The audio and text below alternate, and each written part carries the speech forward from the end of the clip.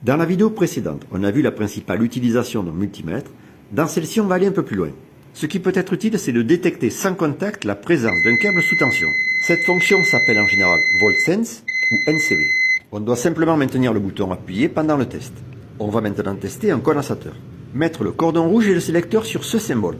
Ça marche qu'il soit polarisé ou non. Ça donne ici 98 microfarads, c'est-à-dire 98 millionièmes de farad. Et c'est pas mal puisque la valeur indiquée sur le composant est 100 microfarads. Cet appareil est à la fois numérique et analogique. L'avantage d'un multimètre aiguille est qu'on peut constater de brefs pics de tension et faux contacts. Ce qui n'est pas évident lorsqu'on a simplement un affichage numérique. On passe rapidement à la fonction max-min ou la fonction hold qui permet de tenir, de mémoriser une mesure.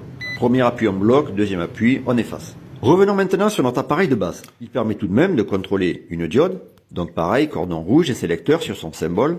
Celle-ci doit être bloquée dans son sens, non passante, et passante dans l'autre sens. On trouve ici 0,6 volts, c'est correct. Attention, ça peut différer un peu selon le type de diode. On peut faire la même chose avec un transistor à condition d'avoir ses caractéristiques et le boîtier additionnel vendu avec l'appareil. Respecter le sens de connexion, comme sur COM, et mettre le sélecteur sur HFE. La fiche technique trouvée sur Internet permet de le connecter correctement au boîtier et de vérifier si la valeur mesurée correspond. Ici, on verra que c'est bon. Par contre, un problème que connaissent bien les électros, c'est que dans la plupart des cas, c'est difficile, voire impossible de tester un composant lorsqu'il est sur son circuit électronique. Sa valeur peut être faussée par les autres composants présents sur ce même circuit. Mesurons cette résistance. On trouve 9,9 kΩ. On remesure sa valeur une fois retiré du circuit et on trouve la même chose.